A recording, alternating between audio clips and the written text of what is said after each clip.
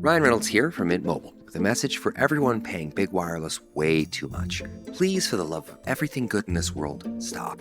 With Mint, you can get premium wireless for just $15 a month. Of course, if you enjoy overpaying, no judgments, but that's weird.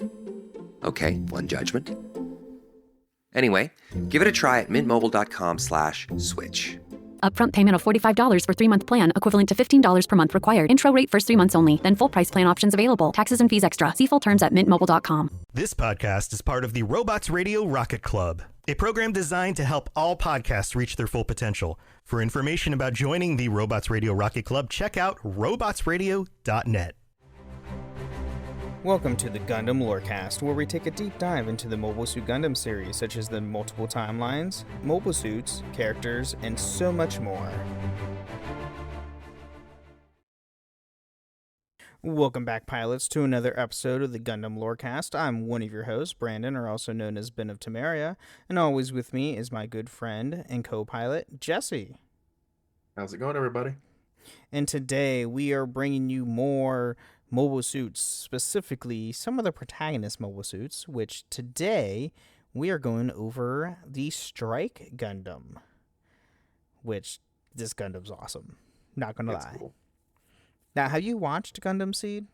I've watched part of it. I'm like halfway through. Okay, so so you've seen the Strike. So the GAT-X105 Strike Gundam is a prototype multi-mode mobile suit introduced in this anime Mobile Suit Gundam Seed. Its primary pilot is Kira Yamato, before it was passed down to the former mobile armor ace pilot Mu Laflaga, and a remanufactured unit was piloted by Sven Kalabayang, which I don't know him specifically. I'm trying to see here. Oh, he's from Stargazer. He's from the OVA Stargazer, gotcha. Which is separate from all of the Seed stuff, so you don't need to watch Stargazer to know anything Seed related. So just saying that there. So with the technology and combat characteristics, the Strike Gundam is the most versatile of the 5 Gundams in the Earth Alliance G project and can be easily configured for various types of combat using its striker packs. It can be outfitted for high mobility combat, which is the Ale Strike, long range assault, which is the Launcher Strike, or melee combat, the Sword Strike. In addition, the striker packs can also be equipped with backup batteries that can be extended the strike operation time. Built on the X100 series frame, first adopted by the GAT-X102 Dual Gundam, the Strike can also has phase shift armor system. In terms of armaments, the Strike itself is equipped with only 2 head-mounted CIWs and a pair of combat knives stored in the side skirt armor. It can also be paired with and armed with a bazooka, a shield, and a beam rifle. Later on, the Strike Gundam can be equipped with a natural use OS to allow its new pilot, Mu Laflaga, to control the suit effectively. So yes, with this Gundam specifically, with the Strike, so you have the striker packs, but the G project, the Gundams, so they were created by the Earth Alliance. So in Gundam Seed, there is a, they're not really a race, they're just enhanced humans called coordinators. So they're kind of like their new types of their own series. But they're genetically altered humans from birth. They were genetically altered from birth to be better, period. And the Gundams were, they were designed by the Earth. They were created for the Earth Alliance. But to really pilot a Gundam, you needed a coordinator pilot because of the OS system that the Gundam uses. It was not clearly meant to be used by a natural human that you see. You see this in episode 1 of Seed. It's similar to the concept from last episode when we talked about Wing. Mm-hmm. When really only Hero can withstand using it to its full capability, and even he struggles. Yeah. Oh, absolutely.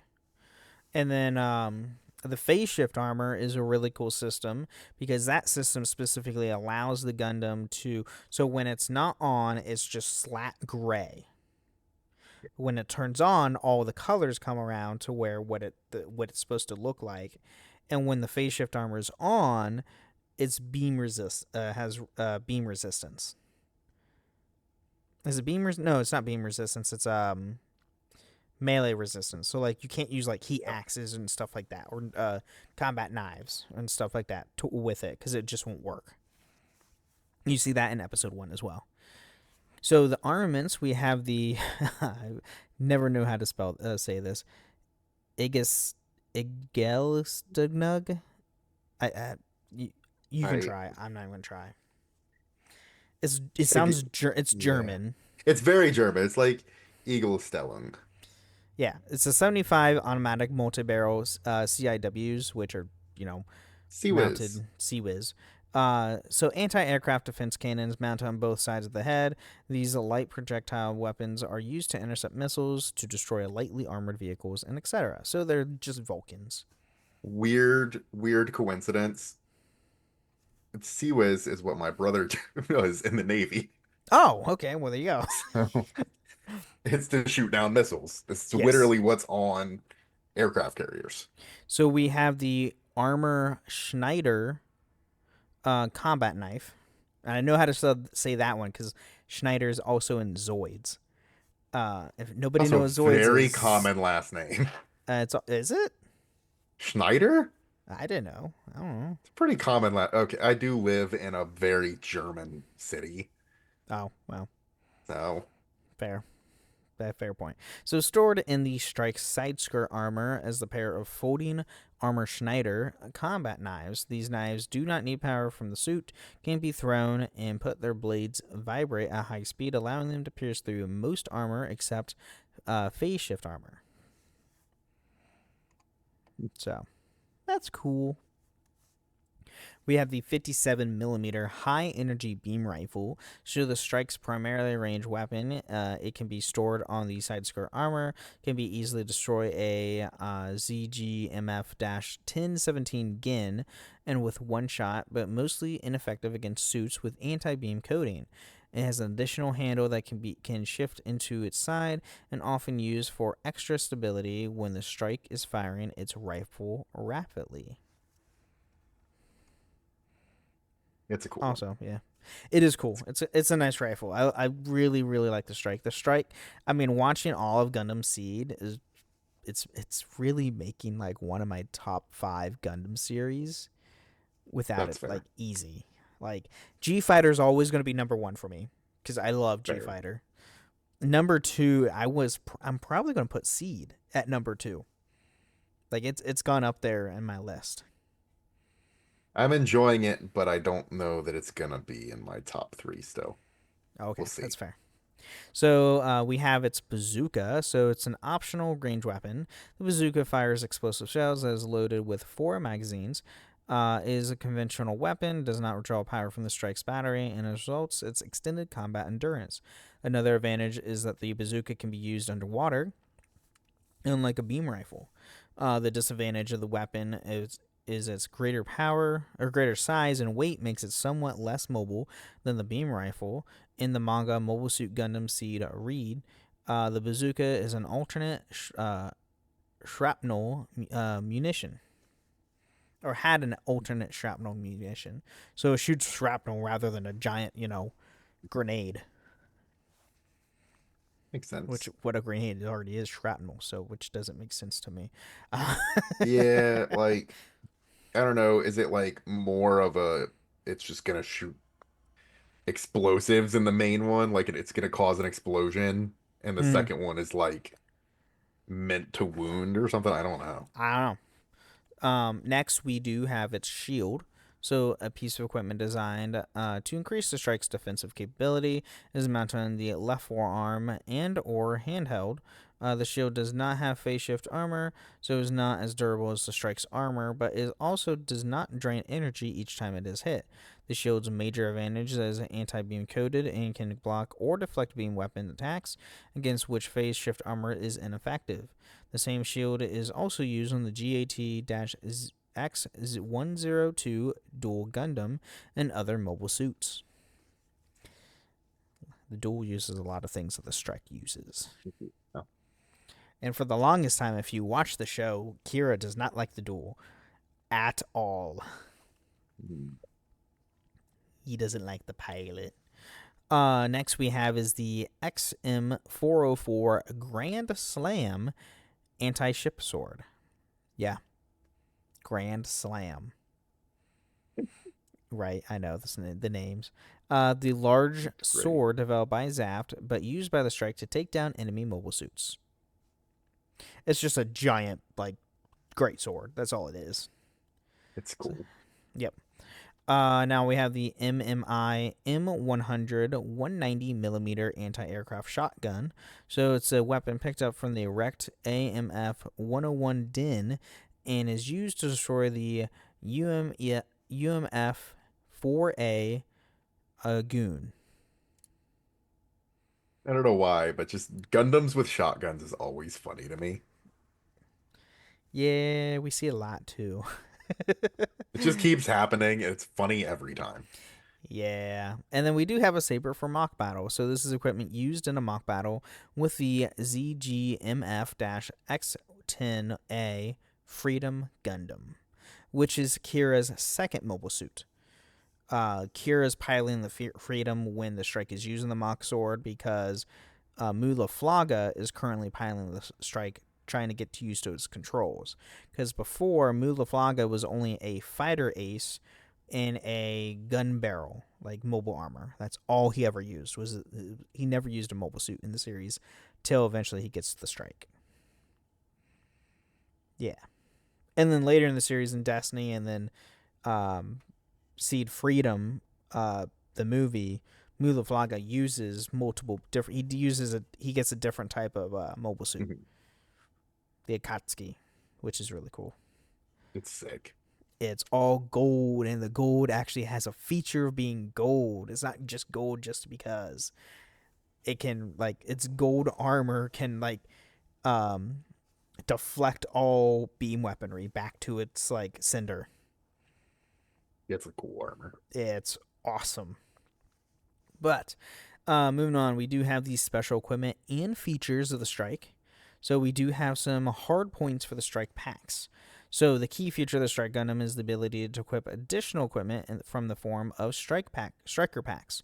Each striker pack is designed to outfit the Strike with the equipment needed to fulfill specific combat roles with maximum efficiency. And the striker packs are really, really cool.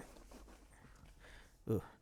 And here we can go a little bit more on the striker packs. So, the striker packs are here. Let me see. So we have the Ale Striker. So developed by, don't even want to know how to pronounce, Morganrow. That's what it is.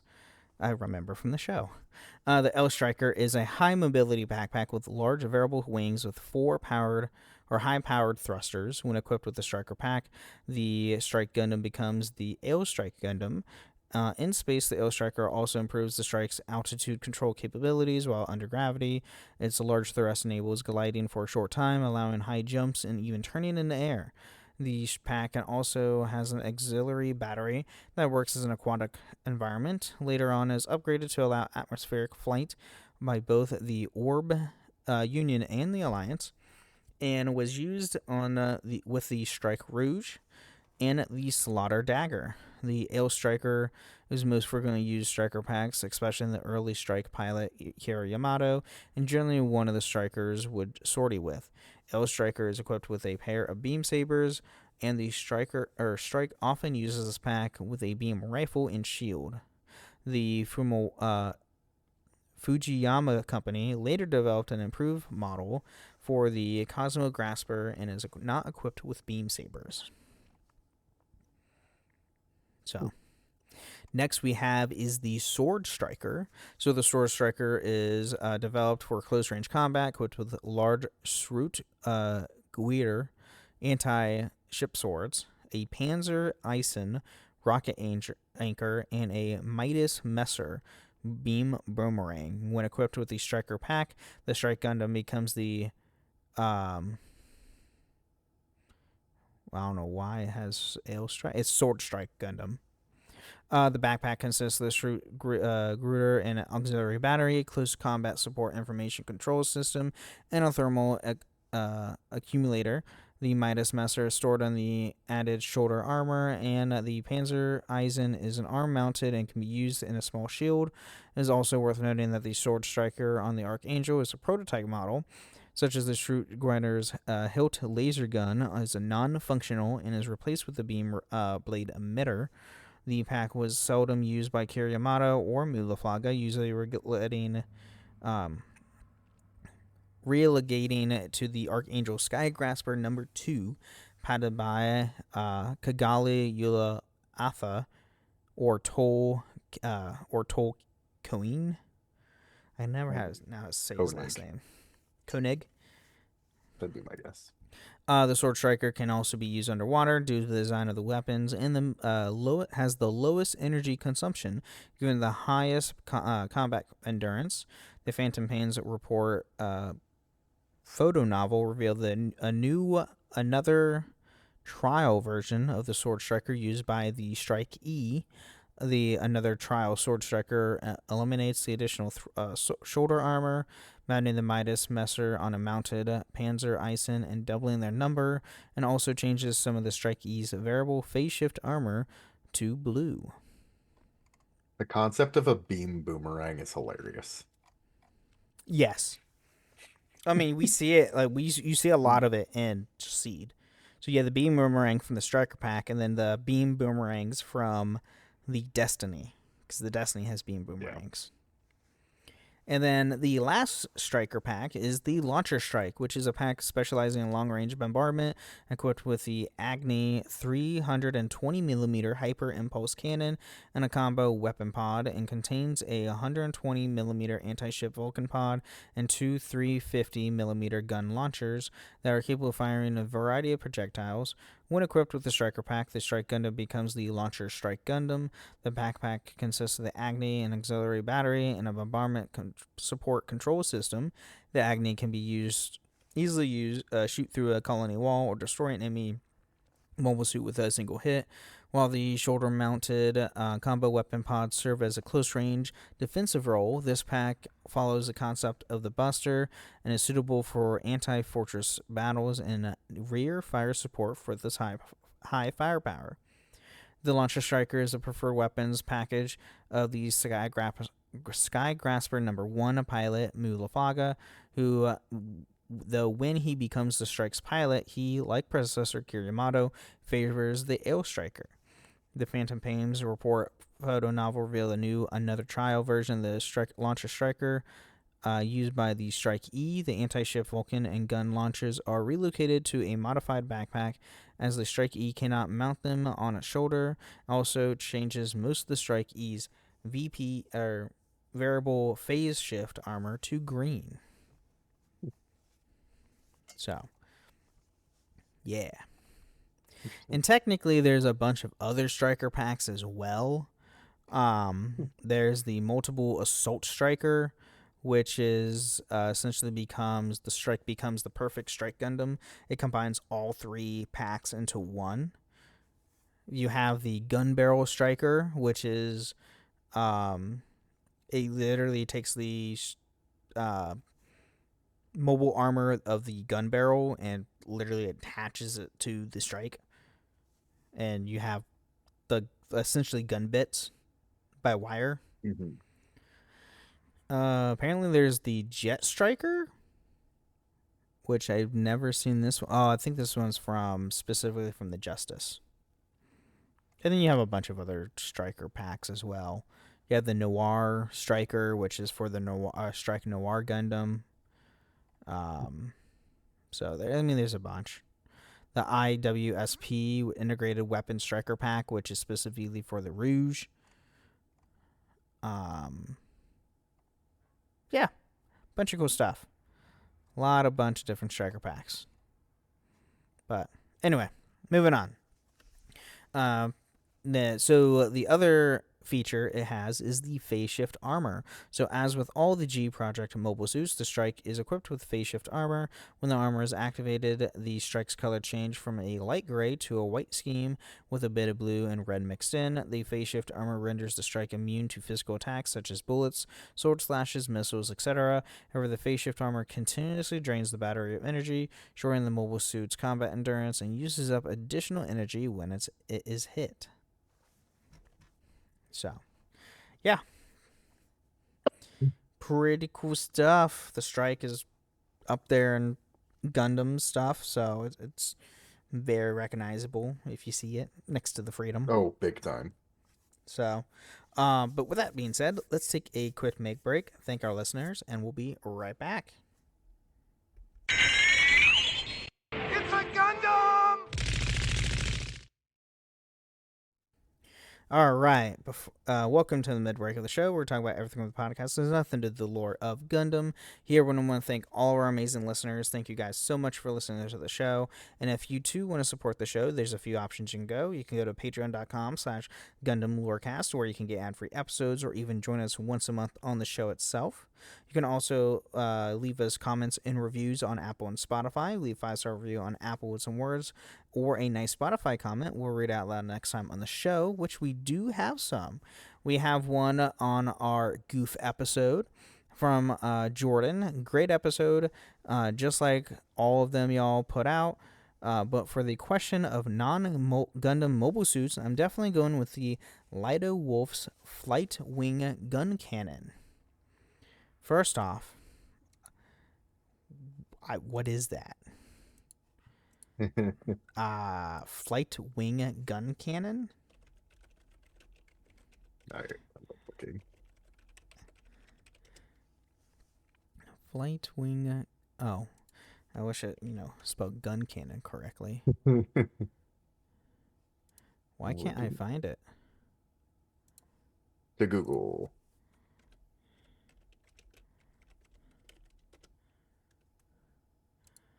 Oh, interesting. Gun can... Oh, that's the mass production type. Okay. Well, that's Lido Wolf. Where is he from? Gun cannon, GM Sniper 2. Huh. Interesting. I'm not seeing it here. I'm seeing the mass production type of the gun cannon, which is like a bulkier gun cannon. But if you come onto our Discord, show us a picture of what it is, because that sounds very interesting. It does, and I can't find it either. Right. So we also have one from our last episode of the Wing Gundam, Joseph A. Been enjoying listening to this podcast while I work, and actually caused me to rewatch many of the shows, with Iron Blooded Orphans being my favorite despite the lack of the greatest mobile suit of all time, the Zako 2. Keep doing what you guys are doing, and remember, Zeon did nothing wrong. Well... Okay, just because... But didn't they drop a colony on the planet? Pretty sure they did, and also, like, just because the Federation did do things wrong doesn't mean they didn't do anything. They're both wrong. No one's on good. No one did good, especially like when you watch Mobile Suit Zeta Gundam, you definitely see the errors of the Earth Federation. Yes. In that show, compared to the original show, which was, hey, Earth Federation good. Then you get to the next show, it's like, oh no, Earth Federation not so good. And then it's very gray throughout the entire. It's not black and white. It's very, very gray. But yeah, if you want to share us more fun stuff and talk more fun Gundam stuff, you can go and find us on a few different Discords. The Robots Radio Discord at robotsradio.net, as well as my own Discord server, the Ben and Friends Podcast and Discord, where you can find this show and all the other shows that I host, which are Holocron History, Star Wars Canon vs. Legends, the Final Fantasy Lorecast, the Wizarding World Lorecast, and the Witcher Lorecast. So go check those out. All great stuff on Robots Radio. And yeah, do you have anything else to add, Jesse? The only thing I have to add is I did just find the picture of Lido Wolf's custom gun cannon under the mass production type, and it looks pretty sick. Is it? It's Yeah, under the mass where production they type? on the wiki where they have the pictures at the top, like where you can switch between front and back, just keep going to the right on that. And there's the Lido Wolf custom, and it does look pretty sick. Oh, Lido Wolf custom. Ooh. That's cool. Okay. I like that. But, all right, well, let's get back into more of the strike.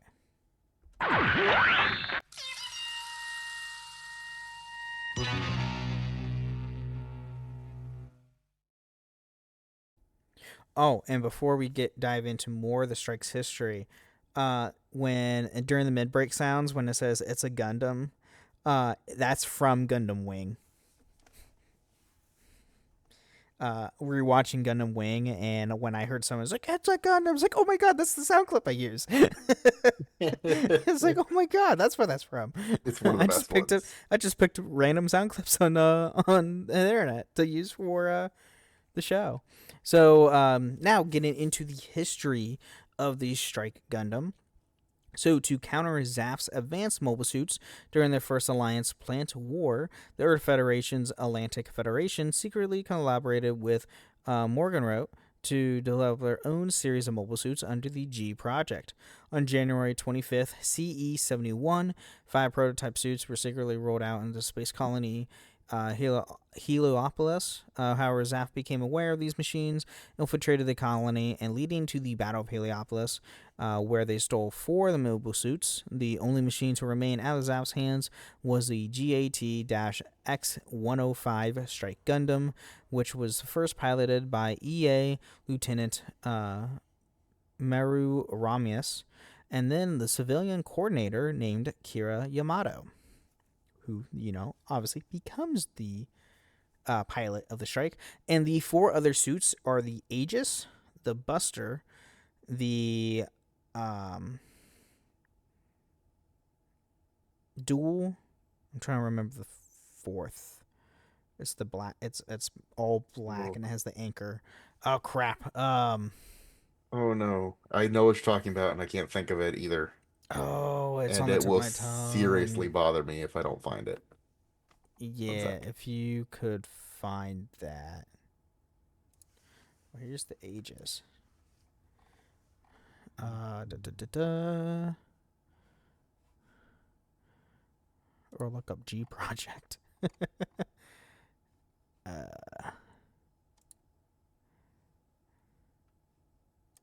G Project. Mobile suits. Here we go. The Dual Buster Strike Blitz and Aegis. Blitz. I could never remember because they have so many different Gundams in Seed and Seed Destiny and Seed Freedom. Well, Seed Freedom doesn't really have that many Gundams per se, but Seed and Seed Destiny have a lot of variations of Gundams, and they're a lot of the same color schemes too. So it always throws me off. So Kira rewrote the Strike's incomplete operating system to fight at its full effectiveness and use the mobile suit in battle against the invading Zaff forces.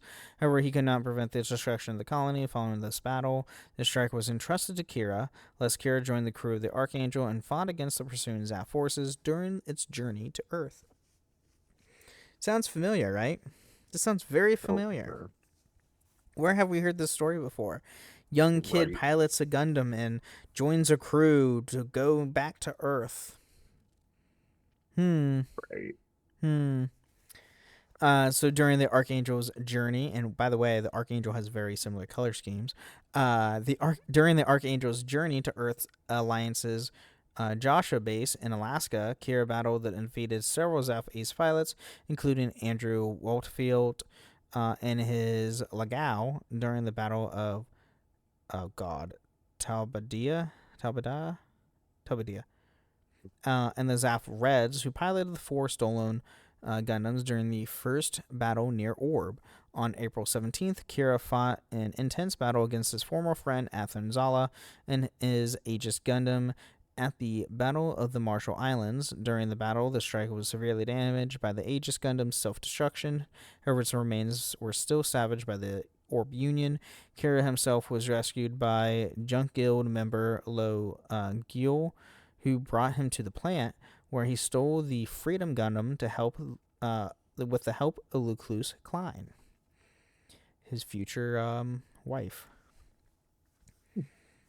Orb So eventually. she was his ride or die. Yeah. Oh, absolutely.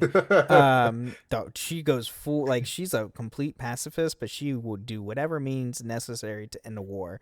That means, yeah, I don't care if these are my own people. This is stupid. I'm giving him like one of the top of the line mobile suits. By the way, the Freedom uses nuclear energy, by the way, which is also banned in that by this time in the timeline of Seed. Nuclear weaponry is like, there's like jammers on Earth that specifically negates all nuclear energy.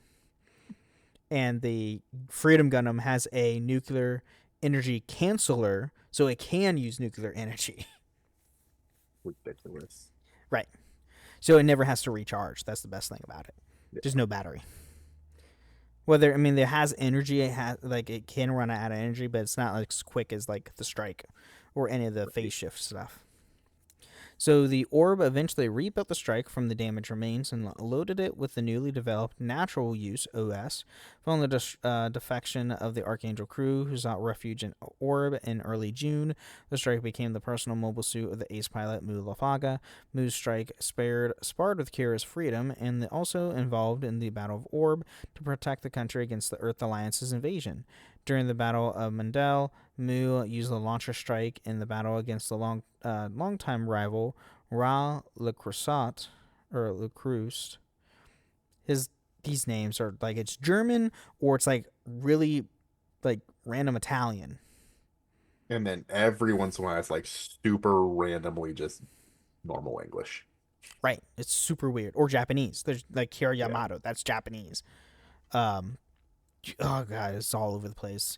So who was piloting the new UAS mobile suit? Yeah, he's UAS. It's some of the names too, of the series is weird for the suits. So unfortunately, the Launcher Strike fared poorly against the UAS and was damaged in the battle. During the second battle of Lockton Dewey, the L Strike was heavily damaged by the superior Providence Gundam, piloted by Rau, or Rue, or whatever how you say it. It's R-A-U. Can never remember, and I watched all of Seed.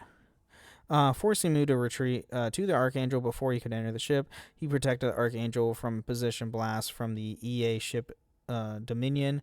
And the position blast destroyed the L Strike, but Mu managed to survive the attack.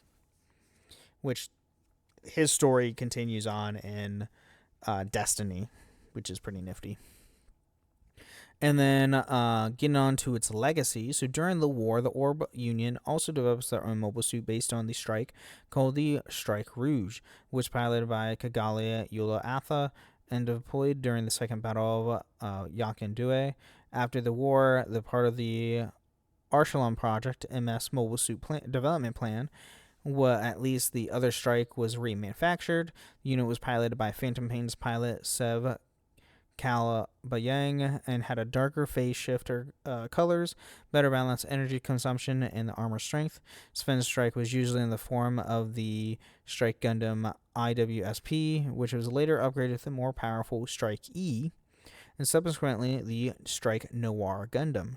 Due to the Strike's successful design, it became the archetype for several of the Earth Alliance's mass-produced mobile suits, such as the Strike Dagger. Zaft also took note of the Strike's Striker Pack system and created a similar system called the Wizard system for the new Zaku series mass-production mobile suits, and the Silhouette system for the Impulse Gundam. So funny that there's a Zaku series in Seed. So when you get to Seed Destiny, they started introducing some mobile suits from the original series. So there's Zaku's. And I was like, what? Zaku's? This is weird. And the Impulse is essentially like the OG Gundam. Like its its core middle body is a booster. It's a booster pilot plane. Then you have the upper body that it connects to and the legs that it connects to. Like the original, it's a core system, just like the original Gundam. Fantastic. And they call it the Silhouette system in Seed. So we do have variants. So we have the L Strike Gundam, Sword Strike Gundam, Launcher Strike Gundam, Gun Barrel Strike Gundam, and the Perfect Strike Gundam, which were all from the Striker Pack systems. We have the Lightning Strike Gundam, which I don't know this one. This one is from, it's from the series Seed MSV, which is is that a manga series? I believe, because it's Seed Mobile Suit Variations is what it's called. Series by Hobby Japan between 2003 and 2004. So, it was, yeah. Meh. It was piloted by Mood Lafaga. This one's interesting. It's has a striker. So the lightning, it uses the lightning striker, which is a lightning striker pack for the strike. Essentially has two giant electromagnetic cannons on the backpack. Yeah, that's essentially what it is. It's just two gigantic electromagnetic cannons on the back for the backpack. Very interesting. And then we have the Strike Gundam IWSP, which is used by Kigali. It's also part of Mobile Suit Variations as well. I think it's used by... the Kigali uses the ISWP... or what is it? What did I say? IWSP for her Strike Rouge. So, yeah, it's another striker pack. So, yeah, take it as you will.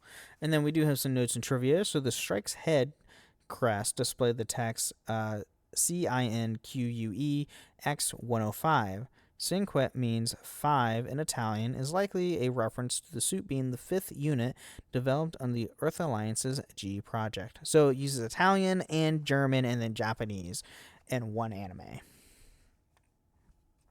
Ridiculous. The Grand Slam anti-ship sword is included in the Perfect Grade model kit of the Strike Gundam and the Master Grade kit of the Strike Gundam IWSP. That's good to know. The number of models have shown that the Strike can be combined with the Ale Sword, the Striker Pack, and Launcher Striker Packs at the same time. This form is later officially termed Perfect Strike Gundam when it is debuted in the HD remastered version of Gundam Seed. This is said to be the original concept behind the Freedom Gundam and the inspiration for the Destiny Gundam. Which makes sense, because if you see the Destiny on its wing, so its backpack is wings, but you also have an anti-ship sword, and you also do have a mega launcher on either side of the inner of the wings. Yeah. Which what the Perfect Strike has a launcher and a sword on this backpack. And then early design of the Strike Gundam appears as a hidden unit in SD Gundam G Generation's Monei Gundams as a promotion for the then upcoming Gundam Seed anime. And in the game, it was discovered in the moon race capital city of Gingandam by Harry Ord. According to Diana Sorrell, it was a machine sealed away along with the system Alpha. I don't know. Is that what's an upside Turn A down? Gundam. Turn A. Oh, System Turn A Gun 99. Turn A Gundam, and the concept for Concept X 612 Turn X. It's the Moon Racer, the people from Turn A. Oh, okay. See, I haven't watched Turn A yet. It's so unhinged and it's so great, and I recommend it. Yeah, I hear it's weird. So, all right. Well, that's all I have on the strike. Strike's awesome. For anybody listening to this episode, if you have not watched Gundam Seed, go watch Gundam Seed. It's all on Netflix. All the remaster of both the original and Seed Destiny are on Netflix with the film. So they're all dubbed, subbed, whatever you want to watch it. They're on there. If you're going to watch Seed, watch the remaster because it's so much nicer to watch a remaster of a series. The animation, they made the animation look so much crisper and nicer for today's terms. Now, only if they do that with some of the older Gundam series. And they also redubbed it, by the way. They redubbed all of Seed. So only if they could do that with... I mean, last year was the 25th anniversary of G Gundam. Why didn't we get a remaster of G Gundam? You're asking for too much. I know. Apparently I am. And, personally, though, I wouldn't want them to change the voice cast. The voice cast in that and G Mobile Fighter G Gundam was perfect as is. Yeah, that's fair. So there was there was some cringy stuff, but very, very, very little compared to other anime Gundam build fighters. You need a redub you badly. But anyway, There's a few that definitely do. Yeah. But, that's what happens before Funimation was around for English dubs. It was all ocean dubs. But anyway, some ocean dubs were good, not gonna lie.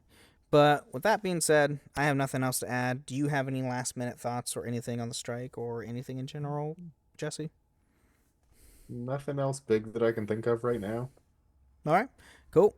Well, everybody, thank you again for listening to the Gundam Lorecast. And remember, pilots, stay safe out there.